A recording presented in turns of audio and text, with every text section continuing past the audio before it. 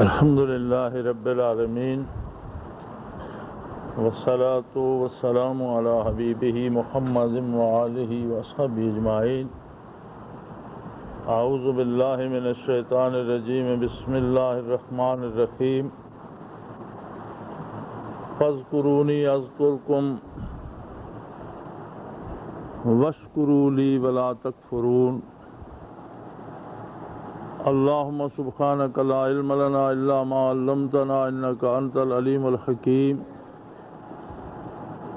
مولاي صل وسلم دائما ابدا علی حبیبک من زانت بہ الاسر۔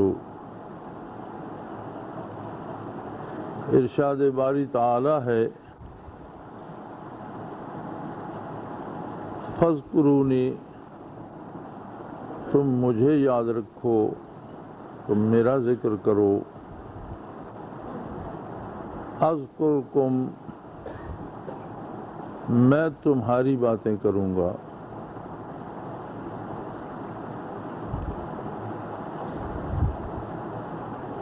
واشکروا لی، اس کا حاصل کیا ہے؟ یہ توفیق شکر عطا کرتا ہے، میرا شکر ادا کرو، ولا تکفرون، اور میری نافرمانی نہ کرو۔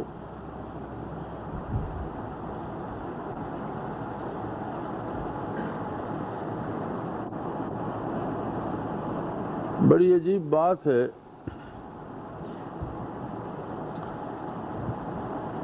قرآن حکیم براہ راست جن امور کا حکم دیتا ہے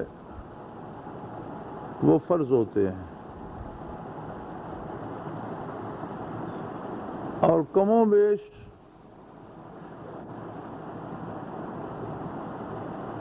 چھتیس آیات تو ایسی ہیں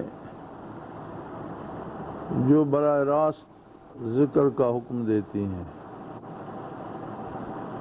اور بالواسطہ جہاں ذکر کے بارے کہیں ترغیب دی گئی ہے، کہیں اشارہ دیا گیا ہے، کہیں حکم دیا گیا ہے، ان سب کو جمع کیا جائے تو غالباً 800 آیات قرآن حکیم کی بنتی ہیں جو ذکر الہی کا اشارہ کرتی ہیں اور کرنے کا حکم دیتی ہیں، ترغیب دیتی ہیں، کہیں اس کے فوائد بیان ہوتے ہیں، کہیں ذکر نہ کرنے کے نقصانات ہیں۔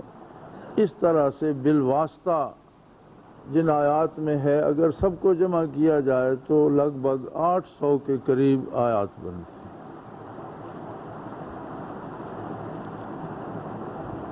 قرآن حکیم نے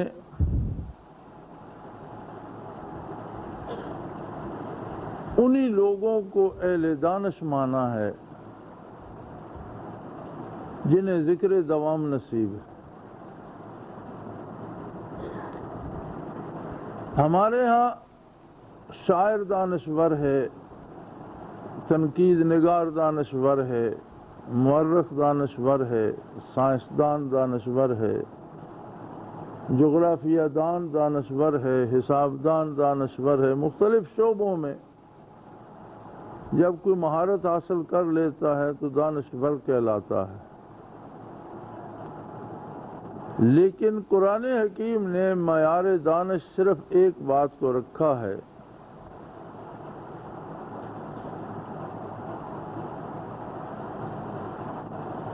ان فی خلق السماوات والارض واختلاف اللیل والنہار لآیات لأولی الالباب۔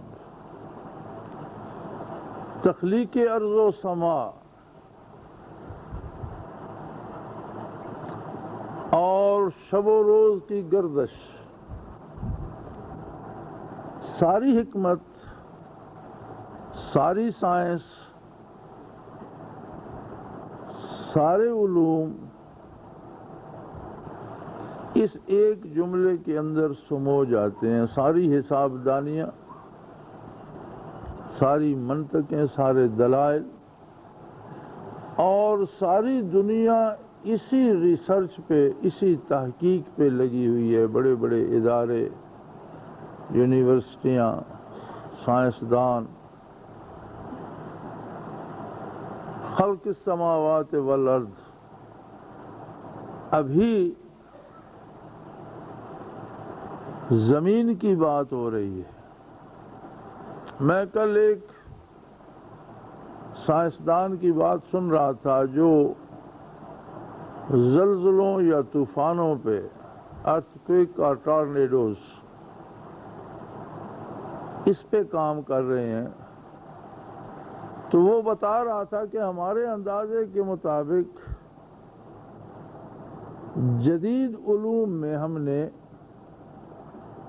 10% تک معلومات حاصل کر لی ہیں جن کے بارے ہم لوگوں کو آگاہ کر سکتے ہیں یا احتیاطی تدابیر بتا سکتے ہیں یا جن سے بچنے کا کوئی سبب ہم تلاش کر سکتے ہیں، لیکن 90% جو ہمارے اندازے کے مطابق ہماری نگاہوں سے اوجھل ہے، اس کے بارے ہم کچھ نہیں کہہ سکتے۔ یہ تخلیق ارض کا ایک شعبہ ہے۔ آتش فشاں کا پھٹنا یا زلزلے کا آنا یا طوفانوں کا بننا تخلیق زمین کا ایک شعبہ ہے۔ اس میں شعبے کتنے کوئی شمار نہیں کر سکتا۔ ہر شعبے پہ جو ریسرچ ہو رہی ہے، حال اس کا بھی وہی ہے۔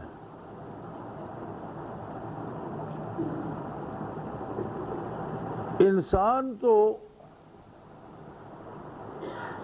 تخلیق ارض کے کمالات نہ جان سکا، نہ اس سے فارغ ہوا،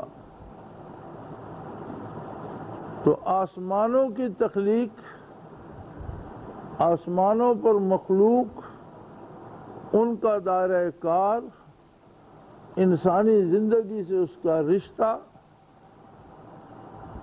یہ تو ابھی بہت دور ہے۔ لیکن رب کریم فرماتے عقل والوں سے دور نہیں ہے، وہ ان میں نشانیاں تلاش کر لیتے ہیں، وہ سمجھ جاتے ہیں اس کے اسرار و رموز کو، اور وہ ان حوادثات کو جانتے ہیں اور ان کے اسباب بھی جان لیتے ہیں کہ کیا کرنے سے آسمانوں پہ کیا تبدیلی آتی ہے، زمین پہ کیا تبدیلی آتی ہے، اور کیا کرنے سے بہتر مثبت تبدیلی آتی ہے اور کیا نہ کرنے سے منفی تبدیلیاں آتی ہیں۔ یہ باتیں دانشور اور عقل مند جان لیتے ہیں۔ ان فی خلق السماوات والارض واختلاف اللیل والنہار لآیات لأولی الالباب، عقل مندوں کے لیے، دانشوروں کے لیے اس میں بڑے دلائل ہیں اور وہ سمجھ پاتے ہیں۔ لیکن دانشور ہیں کون؟ فرمایا الذین یذکرون اللہ قیاما وقعودا وعلی جنوبہم، وہ لوگ جن کا کوئی لمحہ یاد الہی سے خالی نہیں ہوتا، کھڑے ہوں، بیٹھے ہوں یا لیٹے ہوں، کسی حال میں ہوں، کسی صورتحال کا سامنا کر رہے ہوں، یاد الہی سے غافل نہیں ہوتے،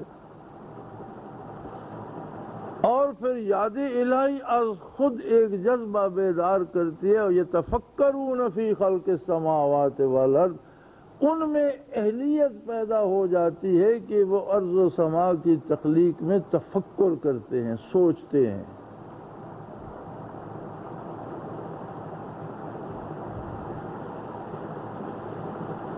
اور پھر وہ اس نتیجے پہ پہنچتے ہیں کہ اللہ تو پاک ہے، ما خلقت ھذا باطلا، تو نے یہ فضول میں سب کچھ نہیں کیا،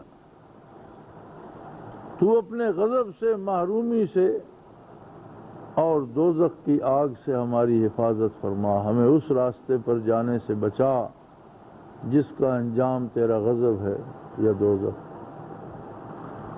تو قرآن حکیم کے نزدیک دانشور وہ ہے جس کی زندگی کا کوئی لمحہ یاد الہی سے خالی نہ ہو، دن ہو، رات ہو، سفر ہو، حضر ہو۔ ہر لمحہ ہر آن الذین یذکرون اللہ قیاما وقعودا وعلی جنوبہم.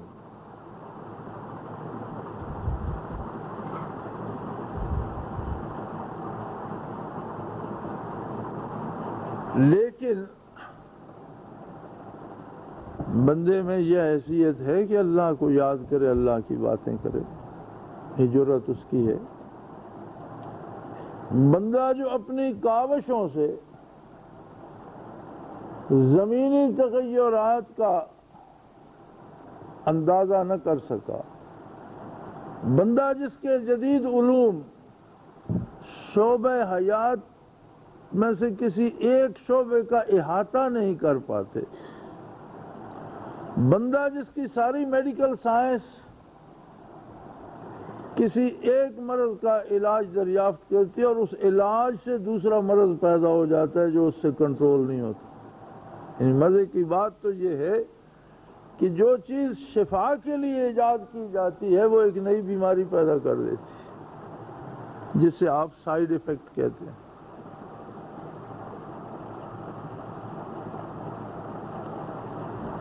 بندہ جو اپنے وجود کی جو اس میں حکمتیں اور صلاحیتیں اور اس میں کمزوریاں انہیں نہیں جان سکا، وہ کیسے اللہ کو یاد کرے گا؟ یاد کرنے کے لیے تو جاننا شرط ہے. جسے کوئی جانتا ہو اس کی بات کر سکتا ہے. اب بندہ تو اپنے آپ کو نہ جان سکا، زمین کو نہ جان سکا، زمین پر پیدا ہونے والی جڑی بوٹیوں کو نہ جان سکا، پتھروں اور پہاڑوں کی ماہیت اور ان کی تبدیلیاں اور ان کے فضا پر اثرات کو اور ماحول پر اثرات کو نہ جان سکا، تو رب کو، خالق کائنات کو کیسے جانے گا؟ اب جانے گا نہیں تو یاد کیسے کرے گا، ذکر کیسے کرے گا اس کو؟ یہ مشکل ترین مرحلہ ایک جملے میں طے ہو گیا: من قال لا الہ الا اللہ محمد الرسول اللہ. من قال لا الہ الا اللہ دخل الجنہ، او کما قال رسول اللہ صلی اللہ علیہ وآلہ آلہ وسلم. جس نے بھی اس کلمے کا اقرار کیا جو محمد الرسول اللہ صلی اللہ علیہ وسلم لائے، فرمایا سمجھ لو وہ جنت میں داخل ہو گیا.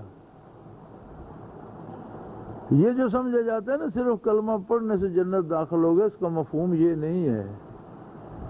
اس کا مفہوم یہ ہے کہ وہ کلمہ دروازہ ہے معرفت الہی کا. جب اس نے لا الہ الا اللہ کہا تو اس سے مراد یہ ہے کہ سوائے اس کے کوئی دوسرا نہیں ہے، کسی کی کوئی حقیقت نہیں. ایک ہستی ہے معبود برحق. جب یہ اس نے اقرار کیا تو اس کا مطلب ہے اس نے رب کو پہچان لیا، اور جب پہچان لیا تو اب اسے بھولے گا نہیں. ہر لمحہ اس کی عظمت کے گیت گاتا رہے گا، اور یہ یاد اسے توفیق شکر ادا کر دے گی، اور وہ کفر سے اور نافرمانی سے بچے گا اور اطاعت کی راہ اپنائے گا. نتیجتاً جب اس نے کہا لا الہ الا اللہ، جنت میں پہنچ گیا. یعنی پہنچے گا یہ سارے منازل طے کرتے ہوئے.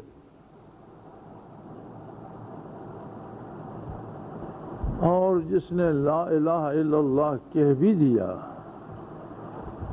اور ساری زندگی اس کی عظمت سے بیگانہ رہا، اس کا شمار ان میں ہوگا جنہوں نے کہا نہیں.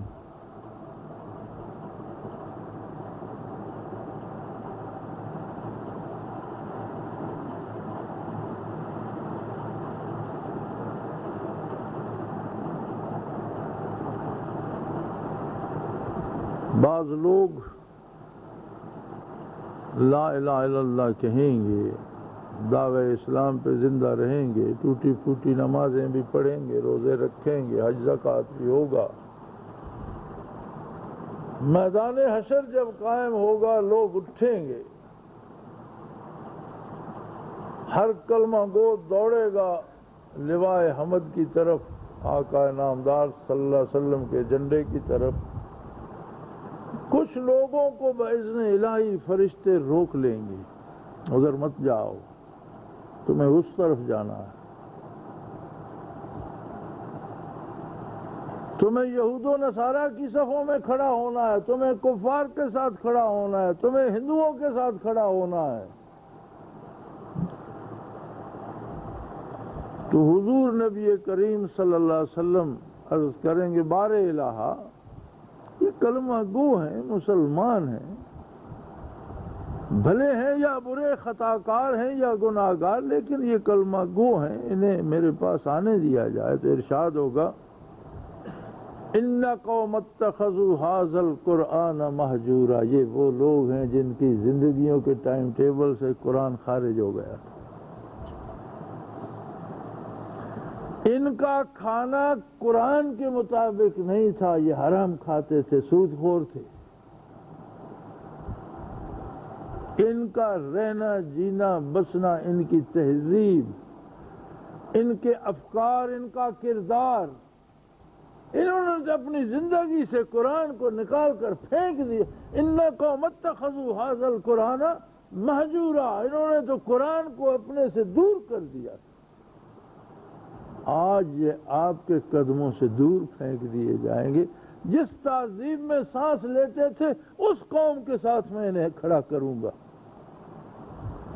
جس تہذیب کا انداز معاش ان کا تھا اس قوم کے ساتھ حشر ہوگا، جس تہذیب اور جس قوم کے ساتھ ان کا ملنا جلنا اٹھنا بیٹھنا ملتا تھا، مجھے چھوڑ کر، آپ کے احکام کو چھوڑ کر، قرآن کو چھوڑ کر جن کی غلامی کرتے تھے، آج یہ ان کی صفوں میں کھڑے ہوں۔ لہذا من قال لا الہ کا مطلب صرف یہ نہیں کہ کلمہ پڑھا اور جنتی ہو گئے، مطلب یہ ہے کہ وہ کلمہ دل سے پڑھا۔ خرد نے کہہ بھی دیا لا الہ تو کیا حاصل، دل و نگاہ مسلمان نہیں تو کچھ بھی۔ خرد نے کہہ بھی دیا لا الہ تو کیا حاصل، دل و نگاہ مسلمان نہیں تو کچھ بھی نہیں۔ اور دل سے لا الہ الا اللہ کہنا یہ مردوں کا کام، اس کے لیے بڑا حوصلہ چاہیے، اور وہ حوصلہ پیدا ہوتا ہے رشتے الفت جو بندے کا نبی کے ساتھ ہوتا ہے۔ بندہ فرشتے سے محبت نہیں کر سکتا، بندہ جن سے محبت نہیں کر سکتا، بندہ کسی دوسری مخلوق سے محبت نہیں کر سکتا، لیکن اپنی جنس سے محبت کرنا اس کی فطرت ہے۔ اسی لیے فرمایا قد جاءکم رسول من انفسکم، تم ہی میں سے میں نے ایسا رسول بھیجا جس سے تم محبت کر سکتے ہو، جسے تم محبوب بنا سکتے ہو، جس کا قرب تم پا سکتے ہو۔ اور قرب رسالت میں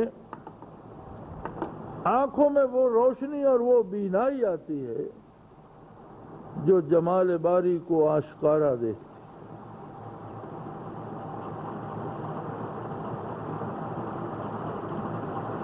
اس عالم میں وہ اپنی صفات اور کمالات سے نظر آتا ہے، جنت میں اس کی ذات مومن کے سامنے ہوگی۔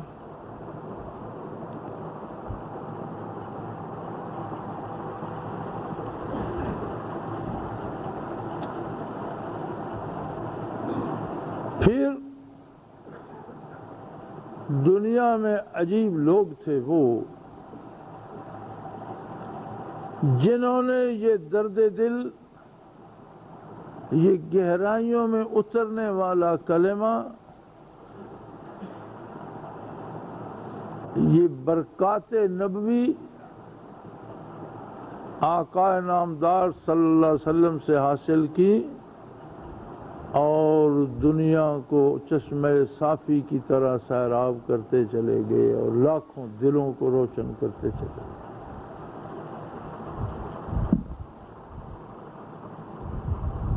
بڑی عجیب بات ہے، شاید میں کئی دفعہ یہ بات دہرا چکا ہوں کہ تبع تابعین کے بعد اجتماعی طور پر ہر آنے والے کو ذکر قلبی کسی ولی اللہ نے نہیں کرایا۔ لاکھوں لوگ جو ان کی بارگاہ میں حاضری دیتے تھے، کسی کو درود شریف کی تسبیح، کسی کو کلمہ کی تسبیح، اس کے حسب حال کوئی وظیفہ بتا دیتے تھے، اور لاکھوں افراد میں سے چند 2 4 5 آدمی چنتے تھے جن کو ذکر قلبی کرایا جاتا تھا۔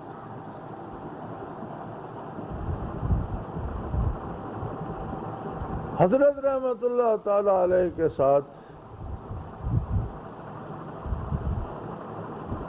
ابتدائی 16-17 سالوں میں ایک بندہ تھا، اور 20-25 سال کے بعد کئی سال 4-5 بندے ہوتے تھے۔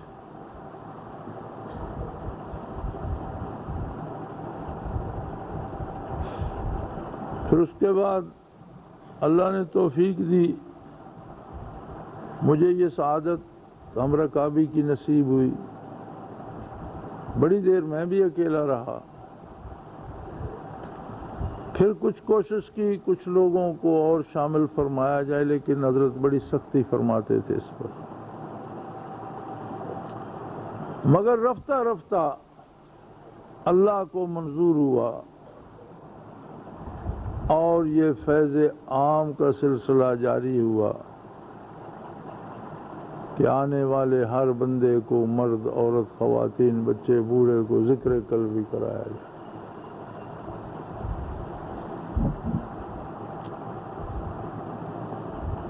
بڑا عرصہ مجھے اس پہ فخر ہوتا تھا کہ اللہ نے یہ توفیق بخشی کہ اس کے اسباب میں ایک سبب میری کوششیں بھی ہیں۔ میں بھی اس حق میں تھا، میں بھی حضرت کو بار بار عرض کیا کرتا تھا اور چاہتا تھا کہ یہ عام ہو، لیکن حق یہ ہے کہ مجھے اب اپنی کاوش پہ شرمندگی ہوتی ہے اور افسوس ہوتا ہے، اور میں یہ سمجھتا ہوں کہ میں نے زیادتی کی۔ لوگ اللہ کے بندہ بننے کی بجائے پیر بننا زیادہ پسند کرتے ہیں۔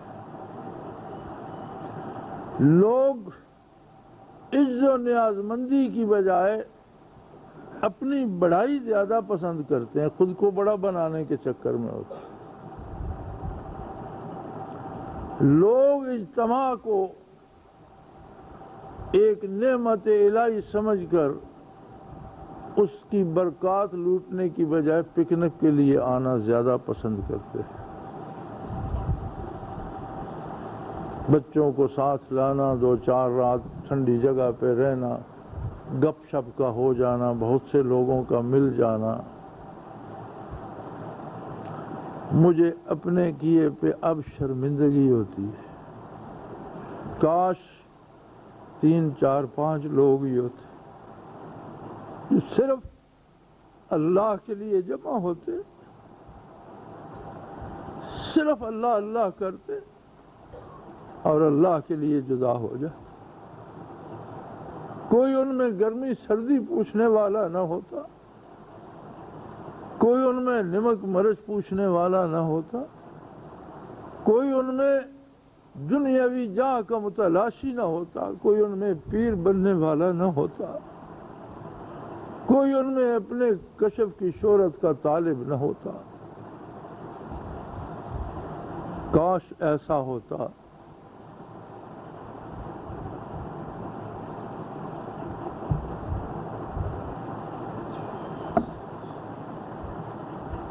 لیکن اگر یہ سب کچھ ہو ہی گیا ہے، تو کیا آپ لوگوں کو یہ احساس نہیں ہے کہ کسی بھی لمحے ہم قبر میں اتر سکتے ہیں؟ نئی بننے والی ایک ڈھیری ہماری بھی ہو سکتی ہے۔ کیا یہ ممکن نہیں کہ کل کا اخبار ہماری موت کی خبر چھاپ سکتا ہے؟ کیا یہ ممکن نہیں کہ کسی بھی لمحے آنکھ بند ہو سکتی ہے؟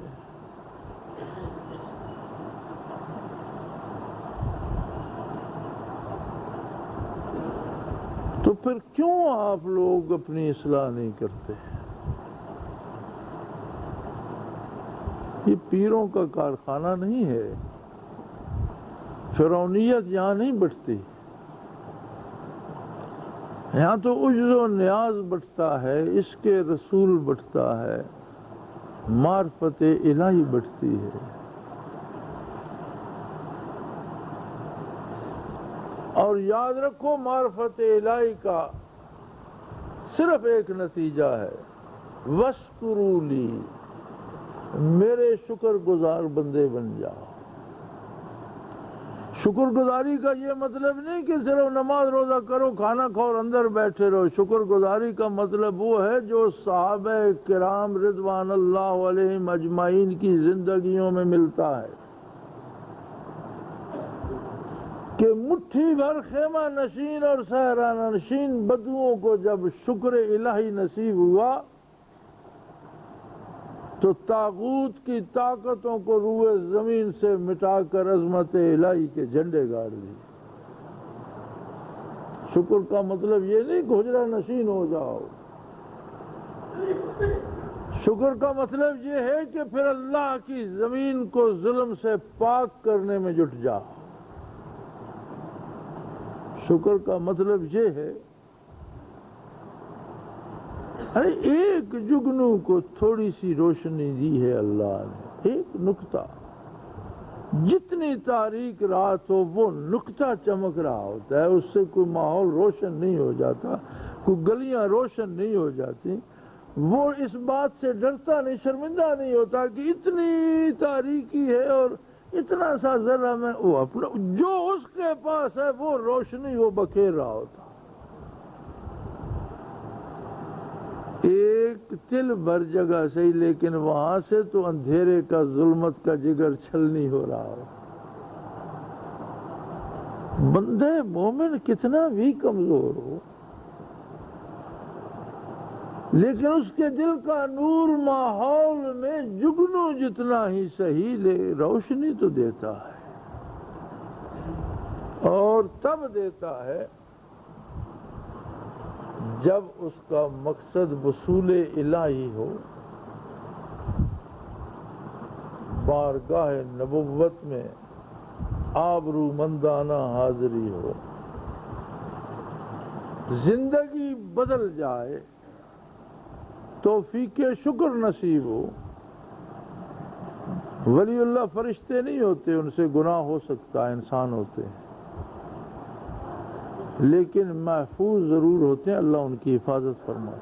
معصوم تو نہیں ہوتے، محفوظ ہوتے ہیں، اور کبھی غلطی ہو جائے تو اس پہ ندامت اتنی ہوتی ہے کہ وہ بھی ترقی درجات کا سبب بن جاتی ہے۔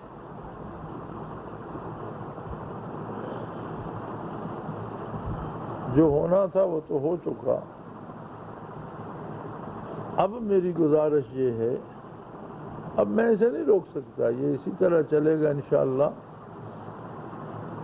اور یہ وہ سلسلہ ہے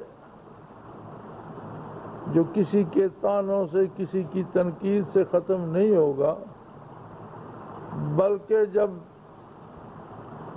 امام مہدی مبعوث ہوں گے، عیسیٰ علیہ السلام نازل ہوں گے، وہ جہاد جو ہوگا اس میں بھی انشاءاللہ یہ اویسی شامل ہوں گے۔ یہ اب ختم نہیں ہوگا، یہ چلتا رہے گا۔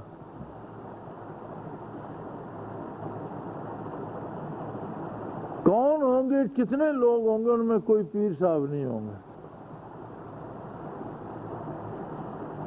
وہ مخلصین جو محض اللہ کی رضا کے لیے اپنے شب و روز کو اللہ کے ذکر سے روشن کرتے ہیں، اس لیے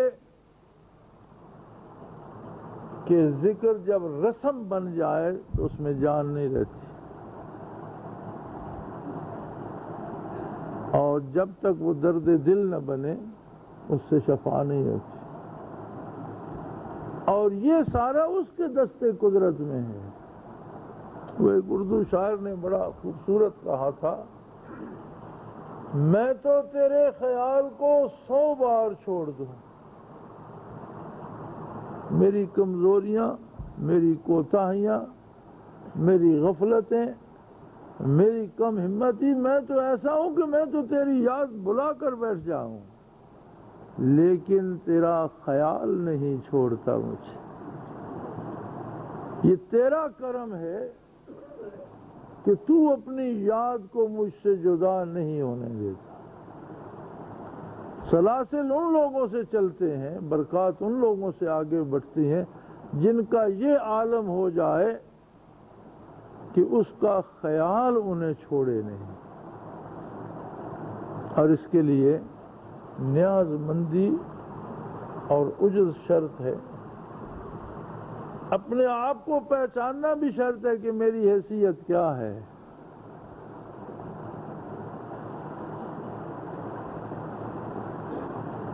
اس لیے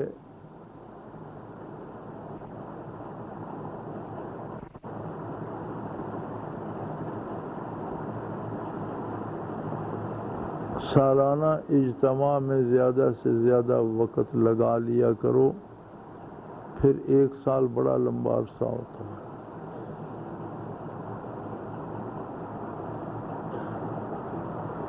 اور جو لمحات لگاؤ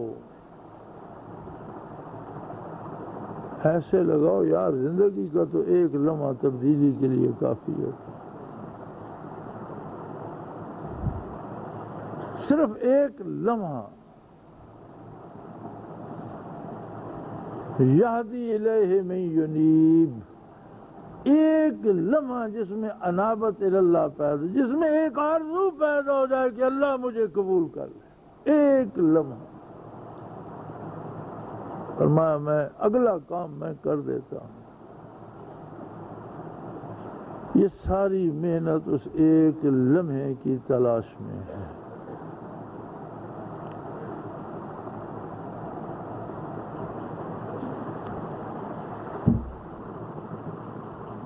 ملکی حالات کروٹ لے رہے ہیں،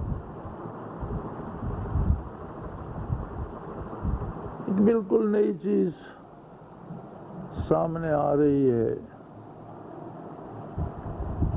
ایک نیا نظام سامنے آ رہا ہے۔ ابھی تک اس نظام کو بنانے والے جو ہیں وہ خود بھی واضح طور پر نہیں جان پائے کہ اس کا کیا ہوگا، اس لیے کہ اس کی صورتیں ابھی تک تبدیل کرتے چلے جا رہے ہیں۔ لیکن ایک مثبت نتیجہ جو سامنے آیا ہے وہ یہ ہے کہ روایتی سیاسی خاندان جو انگریزوں کے چھوڑے ہوئے لوگ تھے اور انگریزوں کے غلام تھے، اور ابھی انگریزی تہذیب کے غلام ہیں، بڑی حد تک سیاسی نظام کی اس بنیاد سے ان کا صفایا ہو گیا ہے۔ سارا نہیں ہوا، لیکن 50% سے زیادہ وہ لوگ آ گئے ہیں جو پہلے سیاسی نظام کا حصہ یا روایتی ہمارے سیاسی نظام کا حصہ یا انگریز کے چھوڑے ہوئے ترکے میں سے نہیں تھے، وہ جو نئے لوگ ہیں جو عام لوگوں میں سے ہیں۔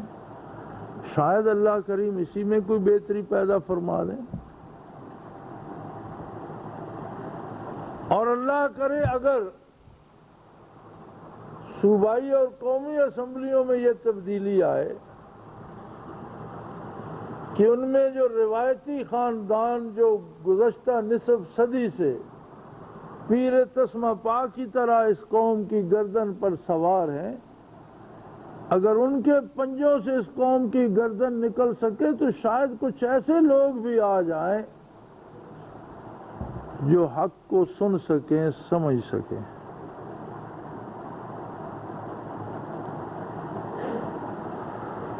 اور بڑا بہتر ہو، بہت ہی اچھا ہو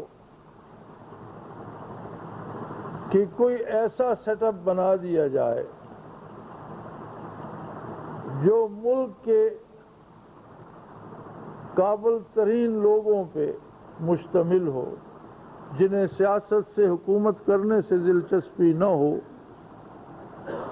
بلکہ اس ملک میں حکومت بنانے سے دلچسپی ہو، اور وہ شرفاء کی، بھلے لوگوں کی، اچھے لوگوں کی کوئی حکومت بنا دیں۔ اگر آئندہ انتخابات کے لیے حکومت کوئی ایسا سیٹ اپ بنا دے جو پورے ملک کے چنے ہوئے اچھے اور شرفاء لوگوں پہ مشتمل ہو،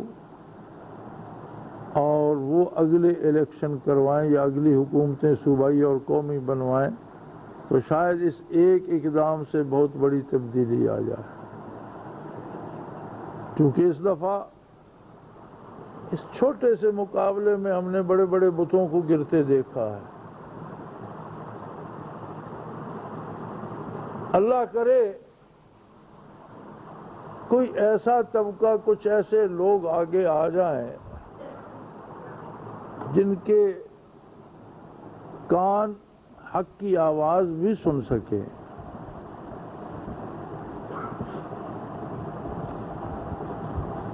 یہ تو ہماری آرزوئیں، ہماری خواہشات، ہماری تمنائیں ہیں، لیکن ہمیں حکم ہے کہ جو ہمارے بس میں ہے وہ کوشش ہم نفاذ اسلام کے لیے جاری رکھیں۔ ایک آکے حق کے لیے، دین کی سربلندی کے لیے، باطل کو مٹانے کے لیے جو کوشش ممکن ہو، اس کے لیے جان، مال، سب کچھ نثار کیا جا سکتا ہے۔ اور یاد رکھیں، اس ملک پہ انشاءاللہ اسلام نافذ ہوگا۔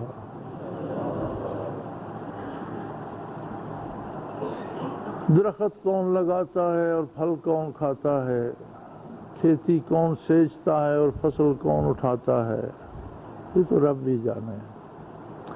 لیکن ایک بات یاد رہے کہ پرخلوص محنت جو بھی نفاذ اسلام کے لیے کرے گا وہ ان لوگوں میں شامل ہوگا جو حق کی شمع روشن کرتے ہیں اور باطل کی ظلمت دور کرتے ہیں۔ شاید اللہ کو اسی میں بہتری منظور ہو، کوئی ایسا ہی راستہ بن جائے، چونکہ یاد رکھیں ہمارا ملک کسی خانہ جنگی کا متحمل نہیں ہو سکتا، اور اسلام کا مطلب قیام امن ہے، دہشت گردی نہیں ہے۔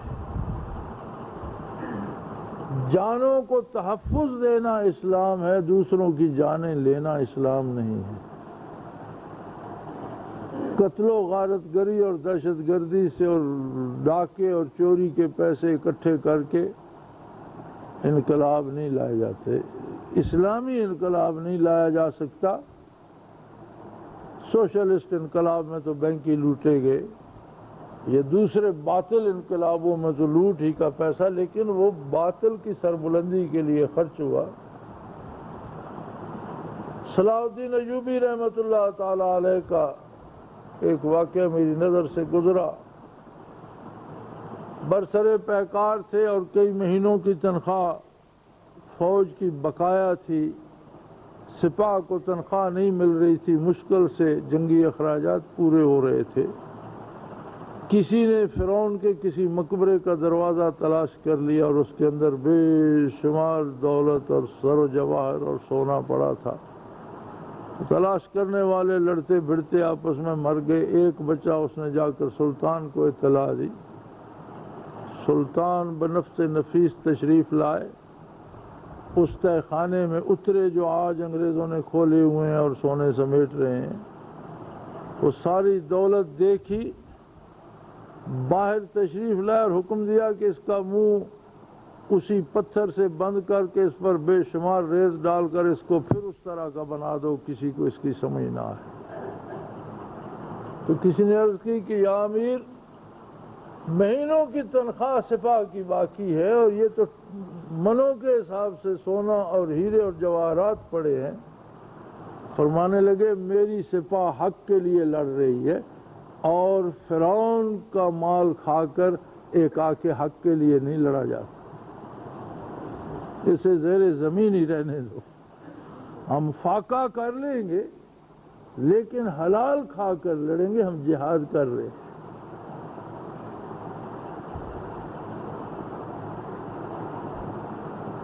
اللہ کریم ہم سب کو سمجھ اور شعور بھی دے, ہمارے گناہ معاف فرمائے اور توفیق عمل عطا فرمائے. وآخر دعوانا الحمدللہ رب العالمین.